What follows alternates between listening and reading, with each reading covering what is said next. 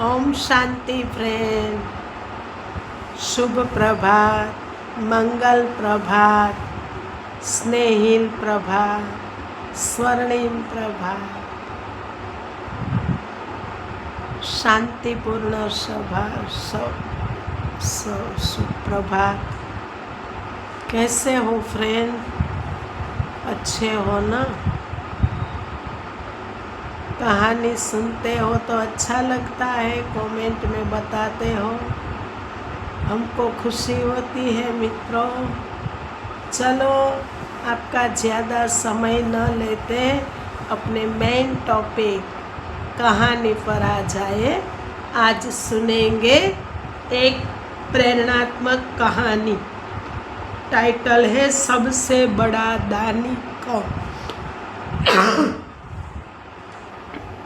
एक बार की बात है कि श्री कृष्ण और अर्जुन कहीं जा रहे थे। रास्ते में अर्जुन ने श्री कृष्ण जी से पूछा, हे प्रभु, एक जिज्ञासा है मेरे मन में, अगर आज्ञा हो तो पूछो। श्री कृष्ण जी ने कहा, अर्जुन, तुम मुझसे बिना किसी हिचकिचाहट के कुछ भी पूछ सकते हो। तब अर्जुन ने कहा, मुझे आज तक यह बात समझ में नहीं आई कि दान तो मैं भी बहुत करता हूँ, परंतु सभी लोग कर्ण को ही सबसे बड़ा दानी क्यों कहते, दानेश्वरी कर्ण क्यों कहते। यह प्रश्न सुनकर श्री कृष्ण जी मुस्कुराए और बोले, आज मैं तुम्हारी यह जिज्ञासा अवश्य शांत करूँगा। श्री कृष्ण जी ने पास की ही दो स्थित पहाड़ियों को सोने का बना दिया। इसके बाद वह अर्जुन से बोले, हे अर्जुन, इन दोनों सोने की पहाड़ियों को तुम आसपास के गांव वालों को बांट दो। अर्जुन प्रभु से आज्ञा लेकर तुरंत ही यह काम करने के लिए चल दिया। उसने सभी गांव वालों को बुलाया और उनसे कहा कि वह लोग पंक्ति में अर्थात लाइन बना लेवे। अब मैं आपको सोना बांटूंगा। और सोना बांटना शुरू कर दिया।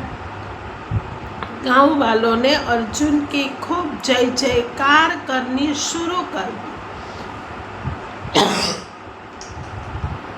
अर्जुन सोने को पहाड़ी में से खोदते गए और गांव वालों को देते गए। लगातार 2 दिन और 2 रातों तक अर्जुन सोना बांटते रहे। उनमें अब तक अहंकार आ चुका था। गांव के लोग वापिस आकर दोबारा से लाइन में लगने लगे थे। इतने समय पश्चात अर्जुन काफी थक चुके थे।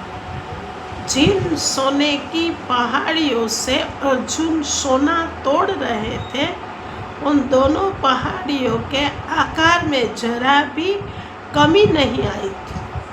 उन्होंने श्री कृष्ण जी से कहा कि अब मुझसे यह काम और नहीं हो सकेगा, मुझे थोड़ा विश्राम चाहिए। श्री कृष्ण ने कहा, ठीक है, तुम अब विश्राम करो। और उन्होंने कर्ण को बुला लिया।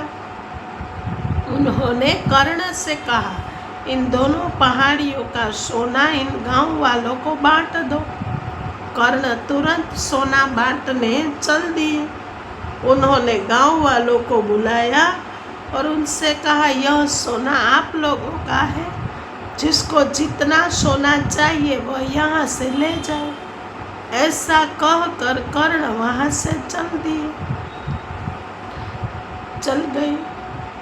अर्जुन बोला कि ऐसा विचार मेरे मन में क्यों नहीं आया। इस पर श्री कृष्ण ने जवाब दिया कि तुम्हें सोने से मोह हो गया था। तुम खुद यह निर्णय कर रहे थे कि किस गांव वाले की कितनी जरूरत है, उतना ही सोना तुम पहाड़ी में से खोद कर उन्हें दे रहे थे। तुम में दाता होने का भाव आ गया था। दूसरी तरफ कर्ण ने ऐसा नहीं किया। वह सारा सोना गांव वालों को देकर वहां से चले गए। वह नहीं चाहते थे कि उनके सामने कोई उनकी जय जयकार करे या प्रशंसा करे। उनके पीठ पीछे भी लोग क्या कहते हैं उससे उनको कोई फर्क नहीं पड़ता था।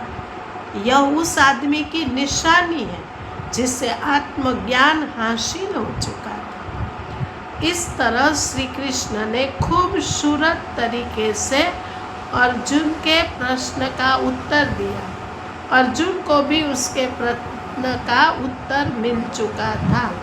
दान देने के बदले में धन्यवाद या बधाई की उम्मीद करना भी उपहार नहीं, सौदा कहलाता है।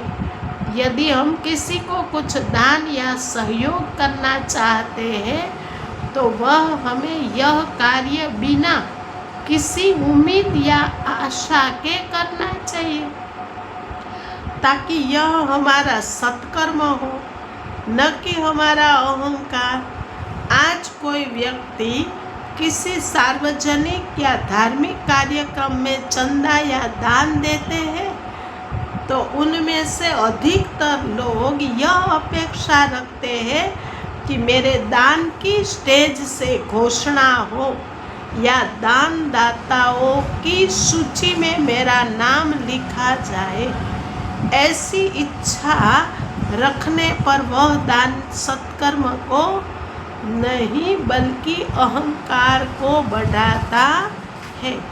बड़ा दानी वही है जो बिना किसी इच्छा के दान देता है और अब वह दान देता है तो यह नहीं चाहता कि कोई मेरी महिमा करे, जय जयकार करे। वह तो सिर्फ दान देता है, बदले में उसे और कुछ नहीं चाहिए।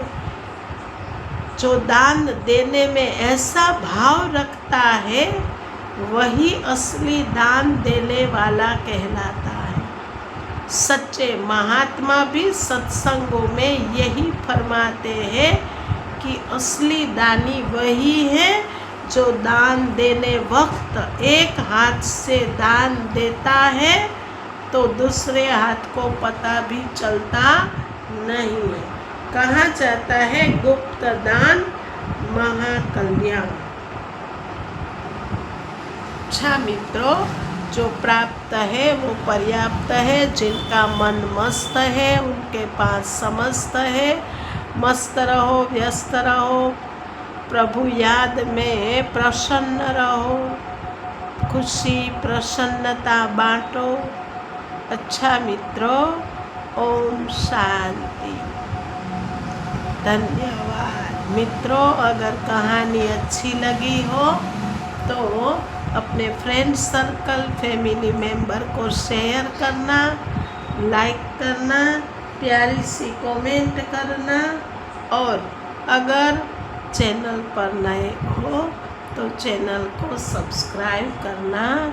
जी धन्यवाद मित्रों। ओम शांति।